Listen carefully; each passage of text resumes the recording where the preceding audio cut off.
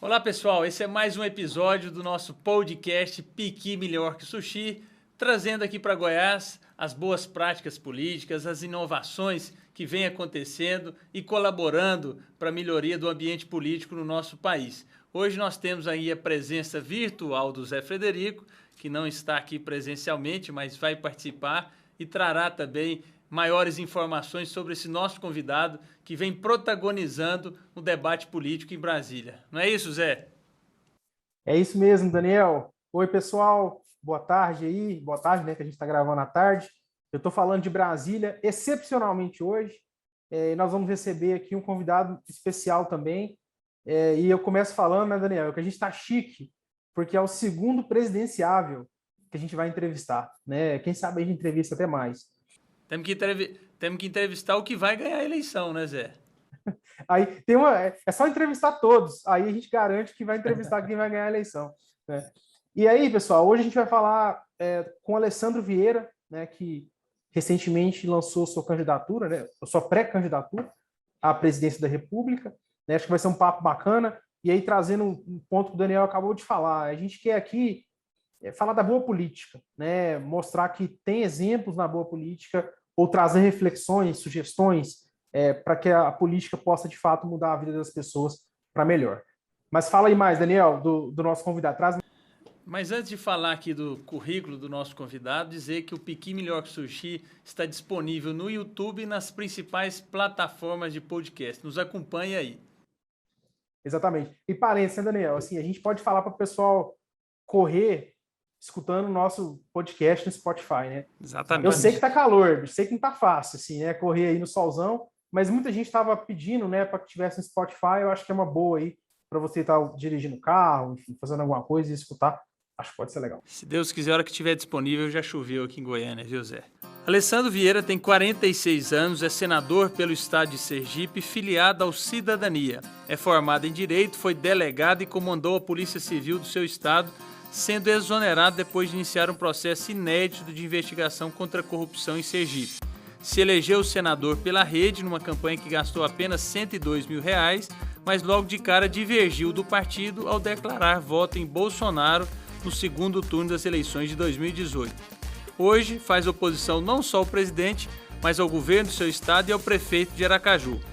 O senador Alessandro Vieira faz parte dos movimentos Acredito em Renova BR de renovação da política e divide no Congresso Nacional um gabinete compartilhado com os deputados Felipe Rigoni e Tabata Amaral.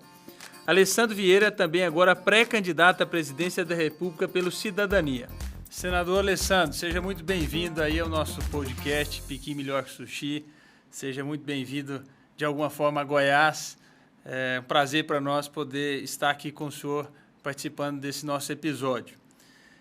Senador, o senhor faz parte aí do Acredito e do Renova BR, né? São dois movimentos que têm por objetivo a renovação política aí no país, né?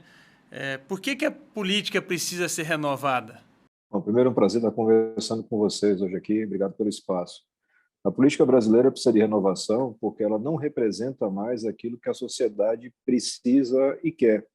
Você tem um distanciamento muito grande da velha política. E os movimentos vêm para fazer um papel que os partidos deixaram de fazer, de construção de novas lideranças, de mobilização e de defesa de agenda.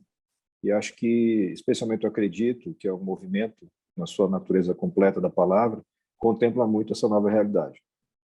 Eu sou suspeito, né, gente? Porque eu faço parte do Acredito. Então acho que sou suspeito aí para falar, mas acho que faz sentido mesmo, né? O movimento nasceu, para dar esse exemplo, né, Daniel? Tem outros, mas nasceu aí de uma inquietude, né, de não se sentir representado. E é claro, a gente tem muito cuidado, né? O Alessandro também fala isso, a gente tem muito cuidado de não sair criticando a política inteira, né? Eu acho que isso até é um problema, é um desserviço. Tem gente boa na política e tudo mais, mas acho que é interessante ver que esse distanciamento ele acaba sendo um dos fatores que fizeram alguns movimentos surgirem, né? E aí, Alessandro, eu acho que você falou um pouco já de Acredito, e aí eu acho que a pergunta que também vale a pena a gente fazer é: você, com a Tabata Amaral e o Felipe Rigoni, vocês formaram um gabinete compartilhado. até onde a gente sabe, o primeiro gabinete compartilhado da história do Congresso. O que levou vocês a resolverem fazer isso, né? Porque vocês são de partidos diferentes, de estados diferentes e de casas legislativas diferentes, né? Senado e Câmara. Você pode somar aí, Zé, também de faixa etária diferente, né? A Tabata e o Felipe são bem mais novos do que eu, que já estou com 46. Eu acho que tem dois motivos básicos. O primeiro deles é de economia de meios, né? Não faz muito sentido você sair gastando esse tanto de verba que tem disponibilizado para um gabinete do deputado federal e mais ainda para o Senado. O Senado, naturalmente, sempre tem mais espaço, mais dinheiro por conta da quantidade de senadores infinitamente menor do que a quantidade de deputados federais. Essa foi a primeira questão, a economia. Mas a segunda foi de gerar mais resultado através de uma sinergia das equipes e da seleção de gente de maior qualidade. Então, você acompanhou com a gente aqui um processo seletivo que, em alguns momentos, chegou a ter 16 mil inscritos. Gente do Brasil inteiro tentando participar, e num contexto onde você antecipa debates, né? Historicamente, pode parecer sem sentido para quem não está na política, mas historicamente você tem todo um debate na Câmara dos Deputados e aí ele começa do zero no Senado. Isso gera uma demora e um prejuízo para o Brasil imenso. E a gente, com as duas casas atuando dentro do mesmo gabinete, que funciona fisicamente aqui junto do meu, no Senado, mas que tem gente da Câmara e do Senado trabalhando junto, isso economiza tempo, gera um resultado muito melhor e emplacou projetos, enfim, emendas. A gente tem uma atuação muito significativa e valoriza os mandatos e dá um resultado melhor para a sociedade. Essa era a pergunta que eu queria fazer, exatamente sobre, para que as pessoas tenham conhecimento aí sobre essa inovação no trabalho legislativo de gabinete compartilhado, né? Então, é uma otimização aí do recurso humano e um recurso humano qualificado, como colocou o senador aí, através dos processos seletivos, né? Mas, senador, pensando aí na sua atuação política e no seu trabalho, qual que é o seu grande sonho aí de transformação política?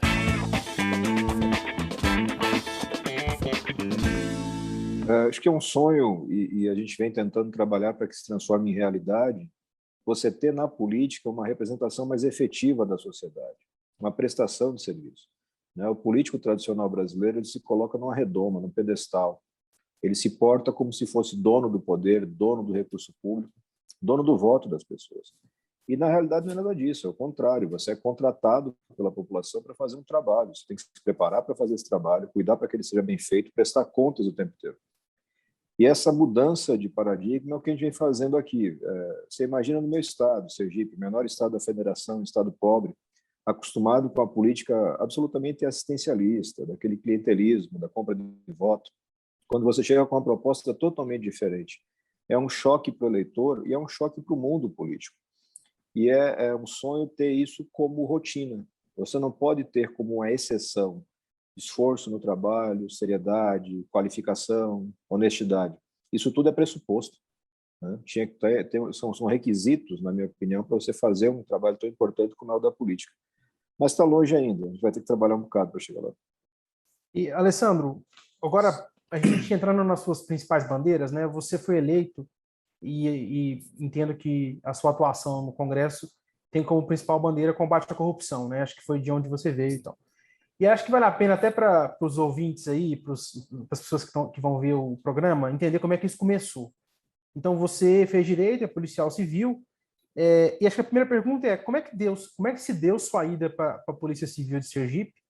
E aí, passando para frente alguns anos, né, acompanhando de longe, o que aconteceu foi que você estava, né, o grupo estava investigando um esquema de corrupção e aparentemente mexeu num vespeiro grande, né? Tanto é que isso culminou aí em demissão e tudo mais. Eu queria que você contasse para a gente, para a audiência nossa, como é que começou esse trabalho. Bom, Zé, eu me formo em Direito lá no início de 2000, por ali, e faço concurso logo semanas, meses depois, né? E meu objetivo era casar, né? Honestamente, não estava muito preocupado com o trabalho. Mas quando a gente entra na polícia, como delegado de polícia, você percebe que consegue fazer uma prestação de serviço muito legal. Porque, no final das contas, a parte do Estado que está lá mais perto do cidadão, não deveria ser assim, mas essa é a realidade, é a polícia. As primeiras necessidades chegam numa delegacia, num posto de polícia militar, na guarda municipal. E quando você trabalha bem ali, você consegue ajudar muito essa comunidade. Toquei meu trabalho ao longo dos anos, né? Fiquei nativa lá 17, quase 18 anos. e fiz tudo que você pode imaginar na polícia, absolutamente tudo. Plantonista, interior, cidade pequena, cidade grande, especializada, homicídios, crime organizado e corrupção, combate à corrupção. E nessa do combate à corrupção, eu tinha experiências como delegado em unidade, mas eu me tornei delegado geral, né, o cara que comanda a instituição. E eu cheguei num momento muito bom, porque o secretário de segurança era um colega de turma, também delegado de polícia, o João Batista. E a gente já começou o jogo sabendo o que a gente queria fazer. Vamos fazer o que ninguém fez aqui, que é combater corrupção de verdade. Sair dos peixinhos pequenos e partir para os peixes grandes. Montamos uma equipe forte, estruturamos inteligência, equipamentos, e os resultados chegaram rápido, porque a corrupção ela não é tão difícil de se investigar se você tem vontade para fazer. Ela vai dar um trabalho, mas não é tão difícil. Muito mais difícil é tráfico, por exemplo. Chegamos em políticos, parlamentares, empreiteiras, máfia do lixo, financiadores de campanha. Quando chegou nesse ponto, o governador do estado entrou em curto-circuito. Era um político muito antigo, ainda vivo, Jackson Barreto, foi deputado, enfim, governador. E esse cara tentou a todo custo tirar a equipe técnica, né, que não entrava na cabeça deles o que a gente estava fazendo. É tão fora da lógica você fazer o certo para essa turma que ele não conseguia entender. Tinha um outdoor que eu coloquei na delegacia especializada, gigante, na avenida de maior movimento de Aracaju, que é a capital do Sergipe, e lá tinha escrito contra a corrupção, imenso. Acho que os caras não leram, não levaram a sério. E ele acabou me exonerando por conta da pressão dos grupos lá, enfim, envolvidos com esses crimes. E eu fui para a delegacia do interior. E nessa que eu fui para a delegacia, e já tinha isso claro na minha cabeça, a gente tem que continuar essa batalha. E tem um limite que o técnico vai, mas o andar de cima é da política. Tudo de mais importante, que mais impacta a vida das pessoas, é feito pela política. E aí eu me candidatei. Enfim, fui buscar apoio para entender política. Eu nunca fui militante política, nunca tinha interesse na política. E nessa de entender, eu encontrei o Renova como uma escola, né, dava aulas enfim, políticas públicas, conheci um monte de gente, entrei no Acredito e fui para a eleição para o Senado pela Rede, um partido pequeno, mas que permitia a candidatura independente. E enfrentei esse governador que me exonerou, um senador de 24 anos de mandato, ex-governador também, Antônio Carlos Valadares, o líder da Igreja Universal, o líder do governo Temer, e o presidente estadual do PT, e fui o mais votado no meu estado, uma campanha de 70 e poucos mil reais, porque a população realmente abraçou aquela ideia de fazer diferente e tudo mais. E foi esse o trajeto que me colocou aqui. E eu tenho procurado a cada dia não só honrar a confiança dos sergipanos, mas justificar essa aposta na mudança, porque claramente eu era uma figura totalmente diferente dos outros candidatos que estavam ali na mesa, todos eles políticos muito tradicionais e com muito dinheiro. Pelo menos em 2018, em Sergipe, deu renovação. Senador, falando nisso, né, qual que é a sua visão hoje sobre a Operação Lava Jato e principalmente essa decisão do Supremo que acabou decretando aí a suspeita do ex-ministro, ex-juiz Sérgio Moro? Eu tenho falado muito sobre isso, né? A decisão do Supremo ela tem um efeito jurídico que é irrecorrível, ou seja, o Supremo decidiu, por maioria, que o juiz era suspeito para julgar determinadas causas envolvendo o Lula. A partir dessa decisão, você fica, de certa forma, bloqueado, do seu ponto de vista técnico-jurídico. Mas isso não muda a constatação dos fatos e da política. Os fatos são absolutamente evidentes. Corrupção gigantesca, malas de dinheiro, bilhões de reais recuperados, confissões, enfim, decisões judiciais que atravessaram os anos, confirmadas em todas as instâncias, de réus, envolvendo réus que tinham as maiores e mais caras bancas de advocacia do Brasil. Então, a decisão que foi proferida pelo Supremo claramente foi uma decisão de arrumação, de acordo, né? Mesmo os fatos que já tinham sido apurados e julgados várias vezes, em um recurso específico que o ministro Gilmar Mendes deixou numa gaveta durante 2 anos, esperando mudar a composição da turma. Você tem a mudança entre o Cássio Marques, você tem essa mudança de governo, de configuração, aí você tem o Bolsonaro se aproximando do Centrão, do próprio PT em algumas votações, e aí você tem um novo julgamento e você tem essa decisão pela suspeição. A Lava Jato foi um marco no Brasil, porque foi a primeira operação que conseguiu chegar no andar de cima. Não foi a primeira operação de corrupção de larga escala no Brasil, você teve centenas de operações, e elas sempre esbarravam nas barreiras que o sistema vai montando. Essas barreiras estão nas instituições, estão dentro do judiciário, especialmente os tribunais superiores.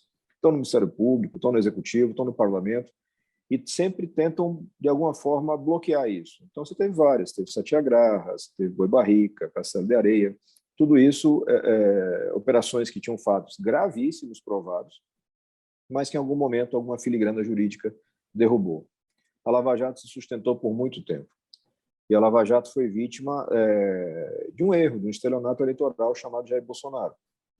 O Bolsonaro seguramente recebeu o voto de milhões de brasileiros com a impressão de que você teria um reforço no combate à corrupção, e o que aconteceu foi o contrário. Foi uma desmoralização, uma perseguição daqueles que trabalham na área e um acordo evidente. O Brasil vai levar muito tempo para retomar o caminho do combate à corrupção, como se fez com a Lava Jato, porque para construir operações desse tamanho, você tem estruturas que levam décadas para se aprontar. O Brasil está recuando para alguma coisa em torno da década de 80 ou 90 do século passado, sob o ponto de vista institucional de combate à corrupção. Zé, acho que podemos avançar aí agora na questão da CPI da pandemia, né? Pode ser, vamos sim. Eu acho que ele já respondeu, né, que a pergunta ia ser sobre como é que está o combate à corrupção hoje, ele já entrou, né? Agora, Alessandro, você ganhou notoriedade, né, na CPI, isso mesmo sendo um senador suplente, né? E a CPI está aí há alguns meses já em investigação, investigando se o governo foi responsável, se ele foi omisso, né? E aí, assim, eu acho que muita gente acompanha, mas se você fosse...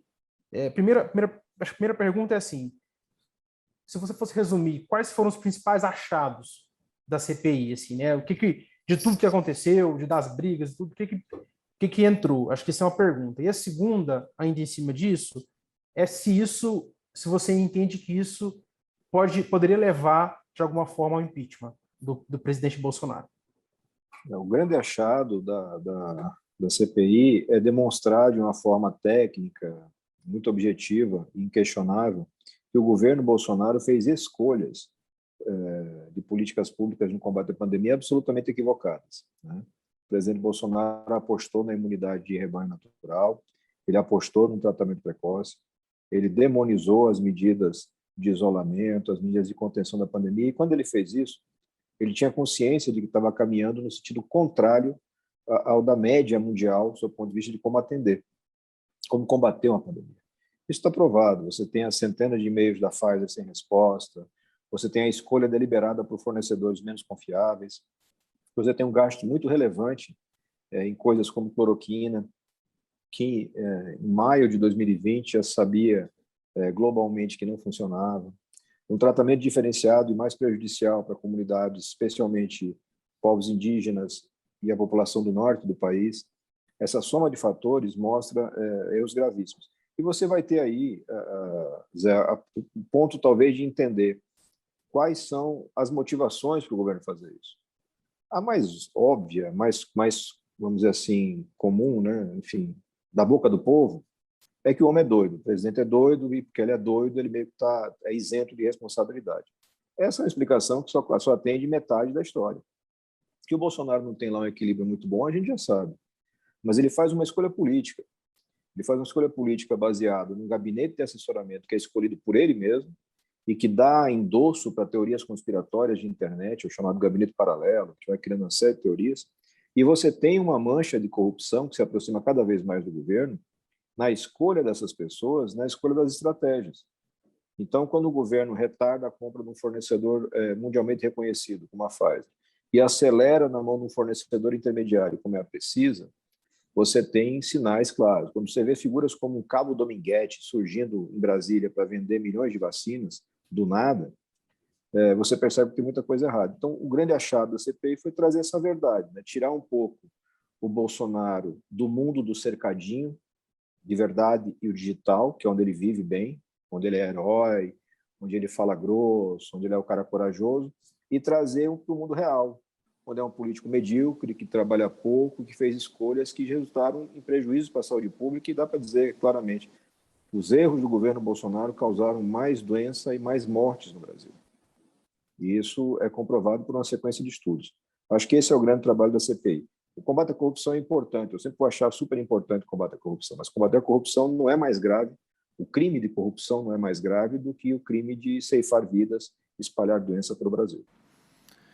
Senador, eu acho que nós estamos gravando esse programa aqui, o presidente Bolsonaro já fez o discurso lá na ONU, e lá mesmo, fora do cercadinho, ele insiste em defender, por exemplo, tratamento precoce e essas coisas. Então, acho que tudo isso que você colocou aí assiste muita razão, né? E veio à tona, a CPI teve essa importância de deixar isso bem claro, inclusive, como também você colocou aí no final, que isso é o grande prejuízo, né? Não só a corrupção que está surgindo, inclusive, em razão da pandemia, essa questão da Precisa, da compra de vacinas, até já a Polícia Federal fazendo operação nesse sentido, mas principalmente as mortes que ocorreram e que talvez poderiam ter não acontecido em razão das decisões equivocadas ou mal intencionadas do próprio presidente, né? E ao final desse trabalho na CPI, qual que é o seu pensamento? O que você acha que deve ser aí o roteiro final? É só a apresentação de um relatório ou tem aí uns passos seguintes ao fim dessa CPI? A CPI em si acaba com o relatório, né, com a apresentação e votação do relatório. Esse relatório vai trazer indícios graves de cometimento de crime por várias figuras, dentre elas o presidente Bolsonaro. E aí você tem crimes comuns, crimes de responsabilidade e também a questão do crime contra a humanidade. E aí o passo seguinte compete a outras pessoas. Então, quando a gente fala do crime comum, no tocante ao presidente da República, o Procurador-Geral da República que vai receber esse material da CPI, vai analisar e vai fazer ou não uma denúncia perante o Supremo Tribunal Federal. O crime de responsabilidade, e o Bolsonaro claramente comete crime de responsabilidade quando ele nega ou ele reduz o acesso do brasileiro à saúde pública, que é um direito constitucional, cláusula pétrea, está lá no artigo 7º, ele está cometendo crime de responsabilidade. E aí o passo inicial é do presidente da Câmara, deputado federal por Alagoas, Arthur Lira. O histórico do Aras e do Lira não recomenda muita esperança, né? São figuras lamentáveis na sua conduta profissional política. Mas os fatos são tão graves que então a expectativa é de que a própria pressão social faça algum impacto. E, finalmente, a questão do crime contra a humanidade, o julgamento é pelo Tribunal Penal Internacional e depende de uma primeira análise da Procuradoria desse tribunal. Eles vão receber, seguramente, cópia do relatório elaborado, produzido aqui pela CPI, que deverá ser votado, acho que nas próximas semanas, e isso vai dar base, ou pode dar base, para a denúncia lá também do Tribunal Penal, que é um processo longo, e que normalmente só tem andamento quando a justiça do próprio país se mostra incapaz de fazer o seu trabalho. Ótimo. Daniel, vamos mudar de quadro agora? Vamos lá. A gente tem um quadro, Alessandro, que é Goiás nessa, né? E basicamente, assim, tentar fazer um pouco do contexto desse papo maior aqui para uma conversa mais local, né?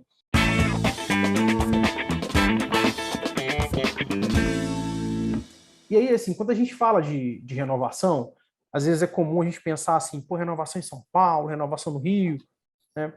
E como eu comentei mais cedo, a gente tem que ter, obviamente, o cuidado de que você tem políticos bons, né? E aí, o Daniel nosso, é um caso concreto aqui do nosso lado, né? Pessoas que estão lá, embora também tenham uma pegada de renovação.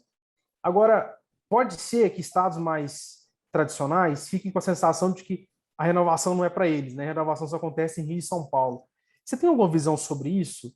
É possível, por exemplo, na sua visão, você fez isso em Sergipe, que não é um estado super tradicional, né? Como é que a gente traz essa discussão da renovação para estados mais tradicionais, até mais conservadores, como Goiás? Eu acho que passa muito pela condição de apresentação dos nomes para a renovação. É uma discussão que a gente tinha lá na época de campanha, e era até engraçado porque eu não era da política. Mas muita gente na imprensa falava, olha, o brasileiro não sabe votar, o brasileiro vota sempre nos mesmos nomes, você vai ver muita compra de voto. E tudo isso tem algum ponto de verdade. Mas eu dizia e continuo dizendo que o brasileiro não quer votar em ladrão, ele não quer votar em incompetente, ele não quer votar no mesmo cara que ele já votou antes, ele sabe que não funcionou. Mas se você não consegue apresentar de uma forma efetiva, competente, alternativas, ele vai continuar votando. Ele não vai deixar de votar. Então, acho que a renovação, especialmente nos lugares mais tradicionais, passa por um trabalho de apresentação de nomes e de convencimento de que dá para apostar. Vale a aposta, merece o crédito. E assim, a gente tem hoje alguns exemplos concretos, né? Você citou o meu caso, da Tabata, do Felipe Rigoni, que são parlamentares de Sergipe, São Paulo e Espírito Santo. Mas tem vários outros que entraram nessa jornada lá em 18 e que estão conseguindo chegar nas casas legislativas e fazer o seu trabalho, alguns inclusive no executivo. Você tem gente agora também na jornada de 2020 que chegou nas câmaras de vereadores, algumas prefeituras, e que estão nessa jogada, nessa pegada de renovação com resultados concretos. E aí você pode, com base nisso, engajar as pessoas. Mesmo em estados mais tradicionais, acho que informação é a chave, né? Informar bem a população. Dá para ela meios para fazer essa escolha, comparativos, mostrar os caminhos. No caso de um estado com a característica de agro fortíssimo, como é o estado de Goiás, mostrar o quanto uma gestão mais moderna, conectada com a realidade, com o mundo, vai gerar resultados diretos para a comunidade.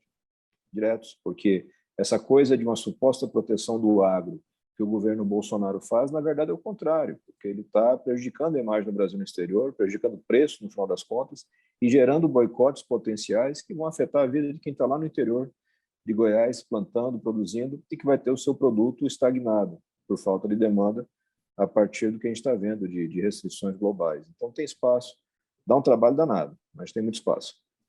Senador, aproveitando a pergunta do Zé e a sua resposta, eu tenho feito uma reflexão, porque é o seguinte, 2018 ficou conhecida como essa eleição da renovação, mas não foi única e exclusivamente uma renovação qualitativa. Teve muita gente que veio nessa onda e que se mostrou desqualificado e despreparado para poder representar aí os brasileiros, seja no Congresso ou seja em instâncias aí estaduais, né?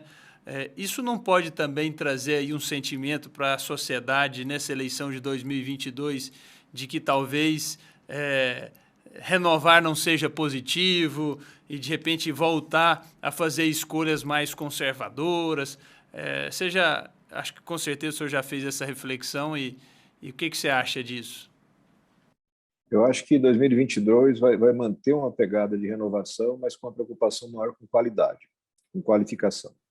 Né? Tem muita gente que depositou sua esperança, seu voto em personagens da internet que não se comprovaram na vida real. Né? O cara na internet continua sendo uma fera, mas no Congresso, por exemplo, no Congresso não consegue produzir nada, não participa de nada relevante, não tem nenhum impacto na vida das pessoas. Nas conversas que eu tenho hoje em Sergipe, pelo Brasil, esse sempre é um tema. Pedir que as pessoas tentem observar a qualificação.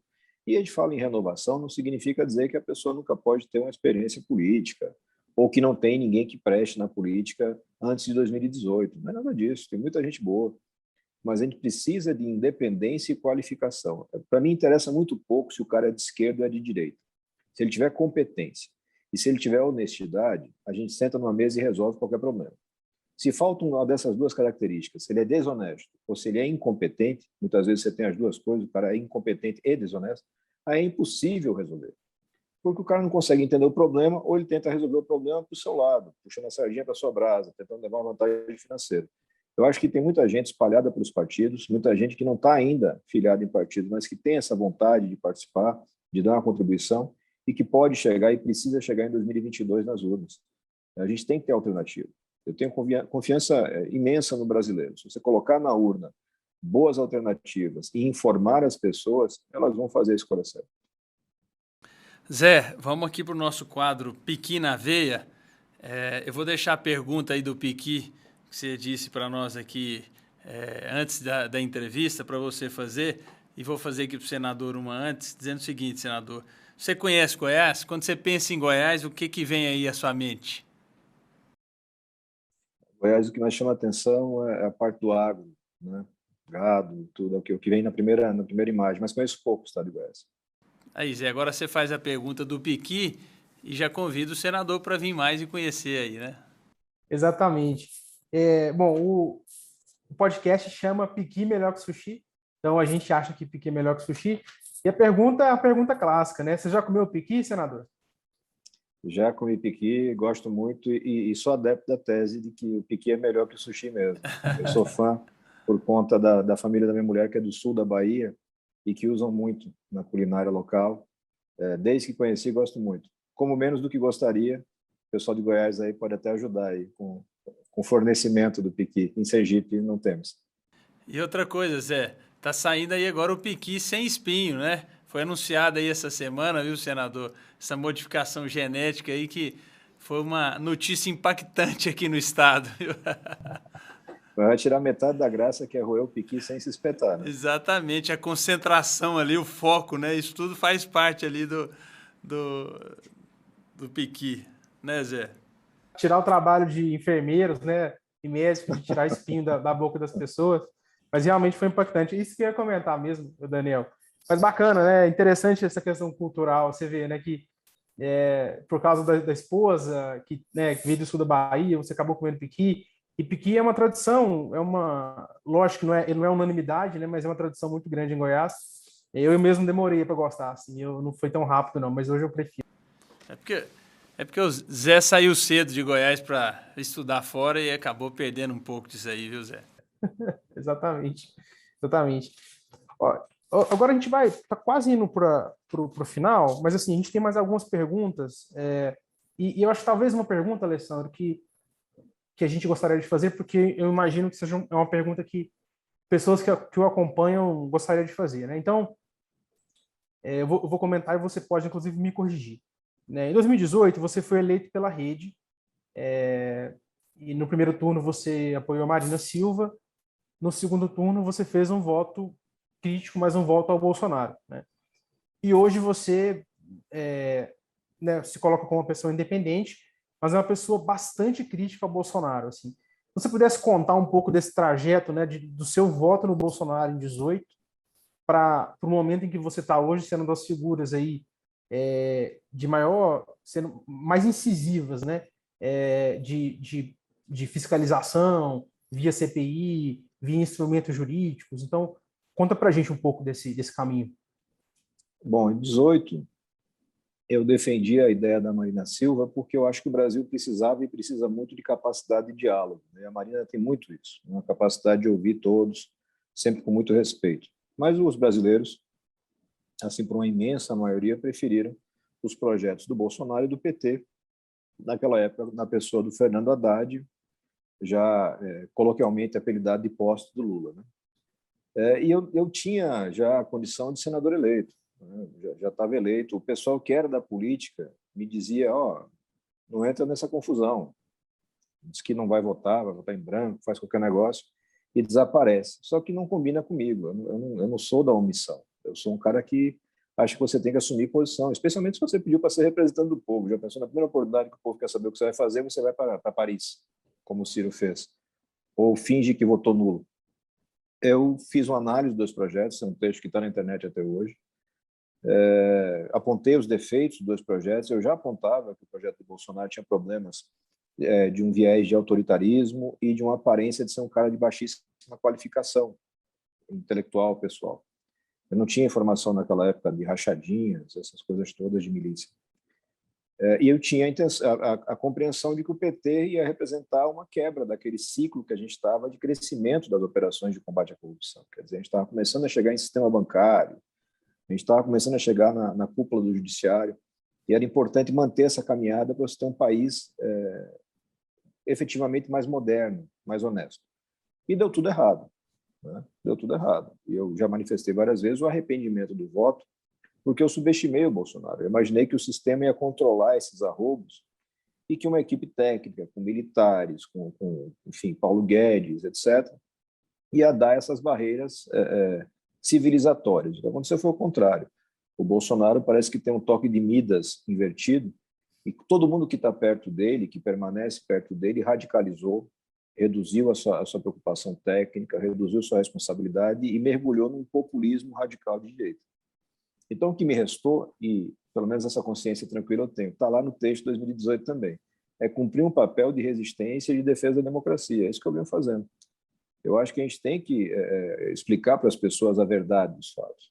A gente vive nesse ambiente digital muito intenso e o digital permite que você crie ficções completas. Então, você vai assistir o discurso do Bolsonaro na ONU, versão bolha bolsonarista, é um show, aplausos, a coisa mais linda do mundo. Fora da bolha é uma coisa ridícula. Né? Então, você tem que tentar tirar essas pessoas que estão lá mergulhadas na bolha bolsonarista radicalizada para que consigam enxergar um pouquinho mais a realidade. Não está fácil, né? Não está fácil, mas é uma jornada importante e que eu tenho agora mais do que nunca a obrigação de participar. Senador, dentro disso aí também, dentro dessa jornada aí difícil que o senhor está tendo, você se colocou agora como um presidenciável, um pré-candidato à presidência da República. Acho que isso é um fato muito relevante para a gente ouvi-lo aqui nesse nosso podcast. Então, assim, primeiro abrir o espaço para que o senhor possa falar das razões aí de estar se colocando como um pré-candidato e também já fazendo uma outra pergunta da sua avaliação em relação a essa terceira via, né? Uma terceira alternativa aí para as eleições do ano que vem. O movimento que eu faço é uma resposta a demandas que estão na sociedade, estão no movimento de renovação e estão em alguns partidos. Que é, primeiro, um sentimento de não ser representado, nem por uma volta do Lula, nem pela permanência do Bolsonaro. Eu tenho convicção de que nenhum dos dois representa um caminho para o futuro. São retrocessos diferentes entre si. Lula não é igual a Bolsonaro, mas os dois representam um retrocesso profundo. E o segundo ponto foi garantir que no debate presidencial você tenha questões que são relevantes e que estavam em segundo, terceiro ou nenhum plano por parte dos outros que já estão nessa corrida. Dá para citar bem rápido 3 pontos. A questão do combate à corrupção parece que virou um tabu no Brasil, não pode falar mais. É para fingir, junto com o Bolsonaro, de que não existe mais corrupção, porque a realidade mostra que não é verdade. Não é verdade, as figuras continuam aí, enfim, até quem estava preso está voltando ativo por conta das últimas liberações do Supremo. A questão da redução da desigualdade através, no primeiro momento, de uma política agressiva de transferência de renda, porque nós temos milhões e milhões de brasileiros que foram jogados na miséria por uma conjugação de crise econômica e pandemia, estão ligadas. Isso tem que ser atacado com muita brevidade e dentro de um espectro de responsabilidade fiscal. Não dá para confundir transferência de renda para atender miseráveis com populismo de direita ou de esquerda, tanto faz. Eu preciso fazer com que isso encaixe dentro das contas públicas, dentro do orçamento. E um terceiro ponto, trazer mais para o centro do debate a questão da educação.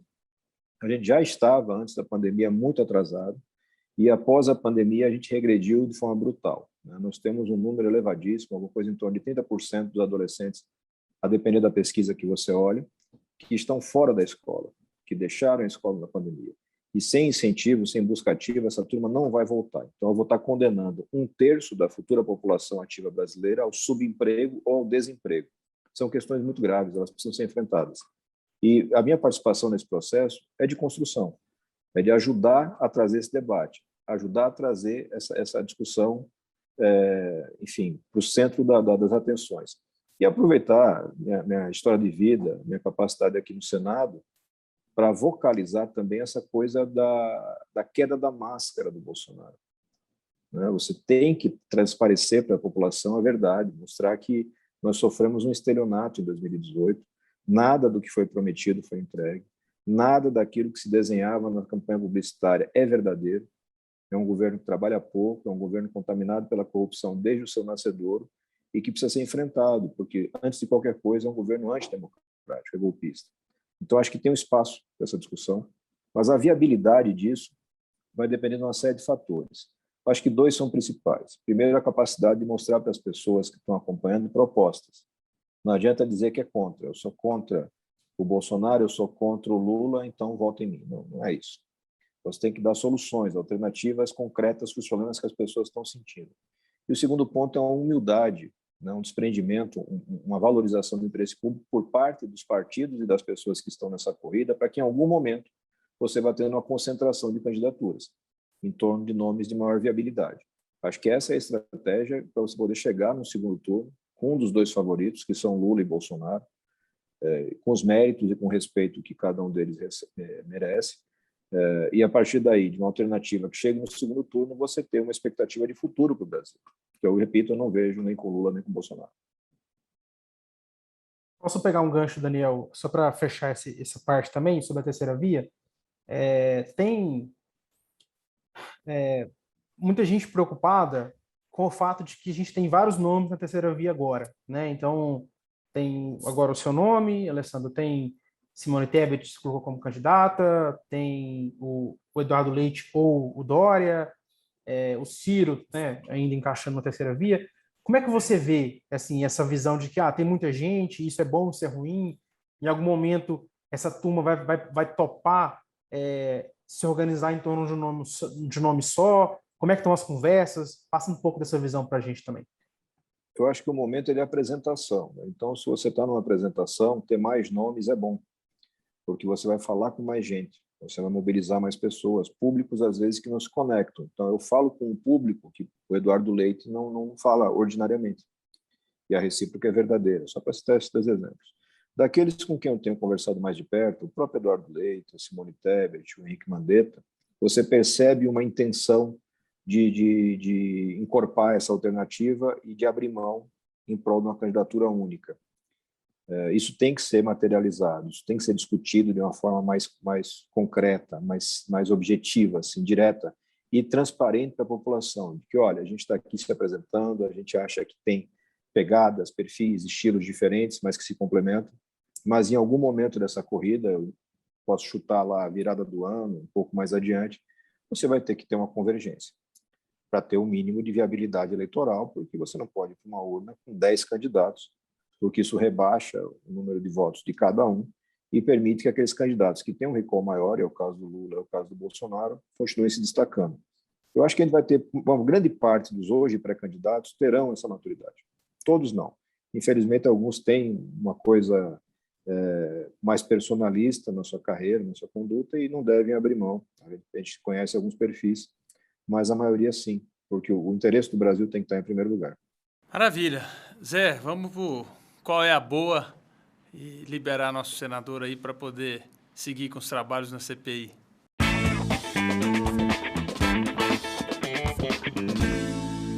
Para fechar então, Alessandro, a gente tem, toda vez que a gente faz o podcast, a gente pergunta qual é a boa, que é a dica da semana, né? Pode ser uma dica de alguma coisa que você assistiu, alguma coisa que você leu, alguma coisa que você viu e você quer recomendar para os ouvintes, né? E para quem vai assistir pelo YouTube.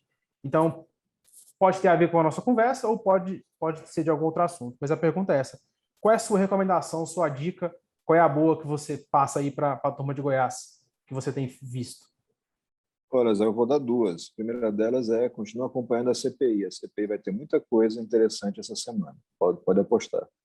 E em termos de entretenimento, cultura, tem uma minissérie da Netflix chamada Como se Tornar um Tirano, que fala de como personagens como Hitler, Stalin conseguiram ter um domínio tão absoluto em cima de um povo. No momento que a gente vive de ataque à democracia, é uma boa pedida para aprender como escapar dessas armadilhas. Boa, eu não conhecia, vou colocar na minha lista aqui. Obrigado, viu? Daniel, qual que é a sua dica? Zé, eu confesso que não pensei numa boa dica aí, mas eu tô com uma vontade de assistir tem boas indicações aí de um documentário que saiu agora do Schumacher, e o Schumacher é uma história de vida aí muito interessante. Primeiro, pelo sucesso que teve aí como atleta no automobilismo, pela sua dedicação, disciplina, determinação, mas também para mostrar para nós o quanto a vida é frágil, né? E num estalo de dedo aí tudo se transforma e vive numa condição hoje bastante difícil, até porque a gente também na pandemia, eu vivi isso dentro de casa com meu pai, mas tantas pessoas aí no país vivendo essa situação de repensar e fazer uma reflexão sobre a vida, o quanto a gente tem que aí colocar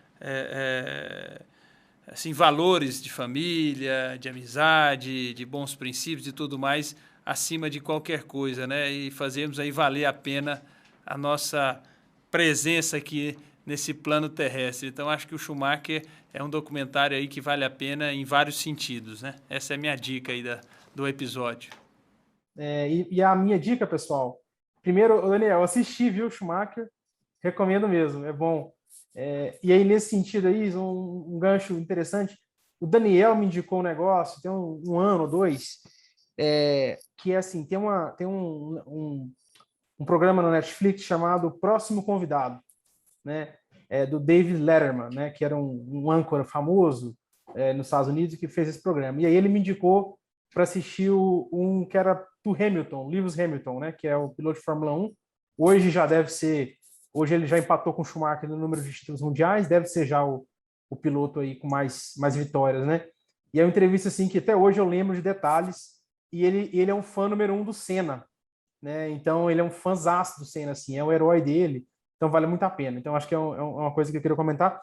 E a segunda coisa, essas semanas para trás, todo mundo assistiu aí, viu o ocorrido no Afeganistão, né? Então foi assim, uma coisa muito, muito maluca, né? 20 anos aí de intervenção americana para colapsar assim em algumas horas. Tem um livro que ele é uma ficção, ele é um romance, tá? Mas ele tem um pano de fundo histórico, chamado A Cidade do Sol. É o mesmo autor do Caçador de Pipas, né? Que é um livro famoso. E esse romance acontece no Afeganistão e ele vai contando como é que é a vida no Afeganistão durante todos aqueles governos assim autoritários e quão dura é a vida das meninas, das garotas, assim. É bem forte o livro. Então, fica a minha recomendação aí também como dica da semana. Maravilha, Zé. Bom, obrigado a todos, especialmente aí o senador Alessandro Vieira, por esse ótimo papo, pela oportunidade de tirar um pouco do seu tempo aí para compartilhar conosco aqui em Goiás um pouco aí do seu conhecimento, da sua atuação como parlamentar. E nós ficamos muito felizes aí com a sua participação. Obrigado, senador. Obrigado, viu, Obrigado a você, Alessandro? Daniel, Zé. Valeu demais. Muito obrigado. Obrigado. Aguardamos você aqui para comer piqui loco, tá? Até Fechado. mais. Um abraço. E aí, Zé, o que você achou aí do episódio de hoje? O senador Alessandro, você conhece bem, tem um perfil mais formal, né?